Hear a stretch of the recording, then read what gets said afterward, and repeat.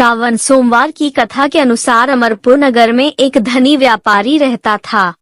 दूर दूर तक उसका व्यापार फैला हुआ था। नगर में उस व्यापारी का सभी लोग मान सम्मान करते थे। इतना सब कुछ होने पर भी वह व्यापारी अंतर्मन से बहुत दुखी था, क्योंकि उस व्यापारी का कोई पुत्र नहीं था। दिन रात उसे एक ही चिंता सताती रहती थी, उसकी मृत्यु के बाद उसके इतने बड़े व्यापार और धन संपत्ति को कौन संभालेगा। पुत्र पाने की इच्छा से वह व्यापारी प्रति सोमवार भगवान शिव की व्रत पूजा किया करता था। सायंकाल को व्यापारी शिव मंदिर में जाकर भगवान शिव के सामने घी का दीपक जलाया करता था। उस व्यापारी की भक्ति देखकर एक दिन माता पार्वती ने भगवान शिव से कहा, हे प्राणनाथ, यह व्यापारी आपका सच्चा भक्त है। कितने दिनों से यह सोमवार का व्रत और पूजा नियमित कर रहा है। भगवान, आप इस व्यापारी की मनोकामना अवश्य पूर्ण करें। भगवान शिव ने मुस्कुराते हुए कहा, हे पार्वती, इस संसार में सबको उसके कर्म के अनुसार फल की प्राप्ति होती है। प्राणी जैसा कर्म करते हैं, उन्हें वैसा ही फल प्राप्त होता है। इसके बावजूद पार्वती जी नहीं मानी। उन्होंने आग्रह करते हुए कहा, नहीं प्राणनाथ, आपको इस व्यापारी की इच्छा पूरी करनी ही पड़ेगी। यह आपका अनन्य भक्त है, प्रति सोमवार आपका विधिवत व्रत रखता है और पूजा अर्चना के बाद आपको भोग लगाकर एक समय भोजन ग्रहण करता है। आपको इसे पुत्र प्राप्ति का वरदान देना ही होगा। माता पार्वती का इतना आग्रह देखकर भगवान शिव ने कहा, तुम्हारे आग्रह पर मैं इस व्यापारी को पुत्र प्राप्ति का वरदान देता हूँ, लेकिन इसका पुत्र 16 वर्ष से अधिक जीवित नहीं रहेगा। उसी रात भगवान शिव ने स्वप्न में उस व्यापारी को दर्शन देकर उसे पुत्र प्राप्ति का वरदान दिया और उसके पुत्र के 16 वर्ष तक जीवित रहने की बात भी बताई। भगवान के वरदान से व्यापारी को खुशी तो हुई, लेकिन पुत्र की अल्पायु की चिंता ने उस खुशी को नष्ट कर दिया। व्यापारी पहले की तरह सोमवार का विधिवत व्रत करता रहा। कुछ महीने पश्चात उसके घर अति सुंदर पुत्र उत्पन्न हुआ।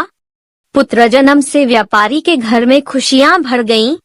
बहुत धूमधाम से पुत्र जन्म का समारोह मनाया गया।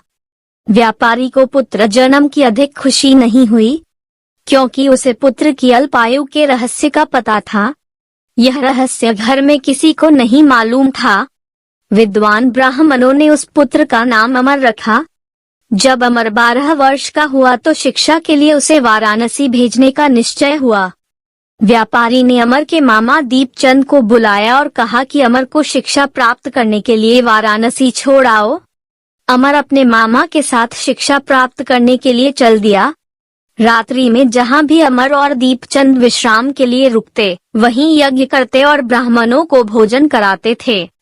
लंबी यात्रा के बाद अमर और दीपचंद एक नगर में पहुँचे। उस नगर के राजा की कन्या के विवाह की खुशी में पूरे नगर को सजाया गया था। निश्चित समय पर बारात आ गई, लेकिन वर का पिता अपने बेटे के एक आंख से काने होने के कारण बहुत चिंतित था। उसे इस बात का भय सता रहा था कि राजा को इस बात का पता चलने पर कहीं वह विवाह से इनकार न कर दें, इससे उसकी बदनामी होगी। वर के पिता ने अमर को देखा तो उसके मस्तिष्क में एक विचार आया। उसने सोचा, क्यों न इस लड़के को दूल्हा बनाकर राजकुमारी से विवाह करा दूं। विवाह के बाद इसको धन देकर विदा कर दूंगा और राजकुमारी को अपने नगर में ले जाऊंगा। वर के पिता ने इसी संबंध में अमर और दीपचंद से बात की। दीपचंद ने धन मिलने के लालच में वर के पिता की बात स्वीकार कर ली। अमर को दूल्हे के वस्त्र पहनाकर राजकुमारी चंद्रिका से विवाह करा दिया गया। राजा ने बहुत सा धन देकर राजकुमारी को विदा किया। अमर जब लौट रहा था तो सच नहीं छिपा सका और उसने राजकुमारी की ओढ़नी पर लिख दिया, राजकुमारी चंद्रिका, तुम्हारा विवाह तो मेरे साथ हुआ था। मैं तो वाराणसी में शिक्षा प्राप्त करने जा रहा हूँ। अब तुम्हें जिस नवयुवक की पत्नी बनना पड़ेगा वह कान्हा है। जब राजकुमारी ने अपनी ओढ़नी पर लिखा हुआ पढ़ा तो उसने काने लड़के के साथ जाने से इनकार कर दिया। राजा ने सब बातें जानकर राजकुमारी को महल में रख लिया। उधर अमर अपने मामा दीपचंद के साथ वाराणसी पहुंच गया। अमर ने गुरुकुल में पढ़ना शुरू कर दिया। जब अमर की आयु 16 वर्ष पूरी हुई तो उसने एक यज्ञ किया। यज्ञ की समाप्ति पर ब्राह्मणों को भोजन कराया और खूब अन्न वस्त्र दान किए। रात को अमर अपने शयन कक्ष में सो गया।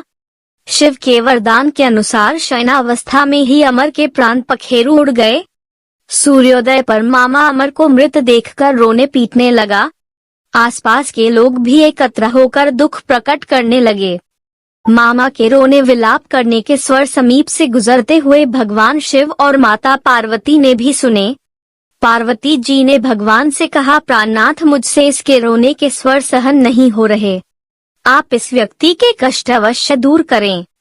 भगवान शिव ने माता पार्वती जी के साथ अदृश्य रूप में समीप जाकर अमर को देखा तो पार्वती जी से बोले, पार्वती, यह तो उसी व्यापारी का पुत्र है।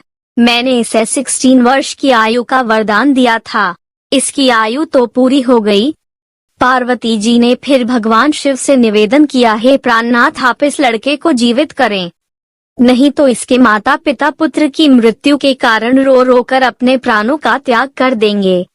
इस लड़के का पिता तो आपका परम भक्त है, वर्षों से सोमवार का व्रत करते हुए आपको भोग लगा रहा है। पार्वती के आग्रह करने पर भगवान शिव ने उस लड़के को जीवित होने का वरदान दिया और कुछ ही पल में वह जीवित होकर उठ बैठा। शिक्षा समाप्त करके अमर मामा के साथ अपने नगर की ओर चल दिया। दोनों चलते हुए उसी नगर में पहुँचे जहां अमर का विवाह हुआ था। उस नगर में भी अमर ने यज्ञ का आयोजन किया। समीप से गुजरते हुए नगर के राजा ने यज्ञ का आयोजन देखा। राजा ने अमर को तुरंत पहचान लिया।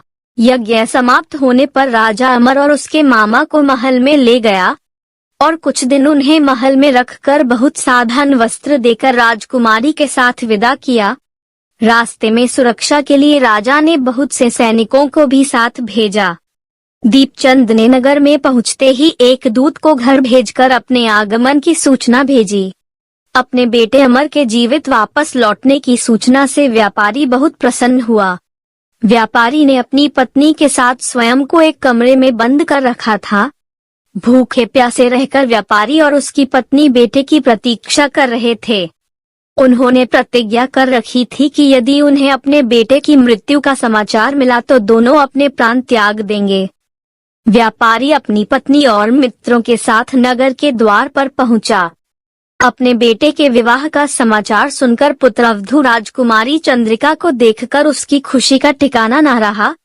उसी रात भगवान शिव ने व्यापारी के स्वप्न में आकर कहा, हे श्रेष्ठी, मैंने तेरे सोमवार के व्रत करने और व्रत कथा सुनने से प्रसन्न होकर तेरे पुत्र को लंबी आयु प्रदान की है। व्यापारी बहुत प्रसन्न हुआ। सोमवार का व्रत करने से व्यापारी के घर में खुशियां लौट आईं। शास्त्रों में लिखा है कि जो स्त्री पुरुष सोमवार का विधिवत व्रत करते और व्रत कथा सुनते हैं, उनकी सभी इच्छाएं पूरी होती हैं। व्रत की विधि और संकल्प जानने के लिए डिस्क्रिप्शन बॉक्स अवश्य देखें। धन्यवाद। Folded hands. ऐसी ही और कथाएं और सच्ची कहानियां सुनने के लिए चैनल को सब्सक्राइब करें, लाइक करें और कमेंट में आपके प्यार के रूप में हर हर महादेव अवश्य लिखें। धन्यवाद।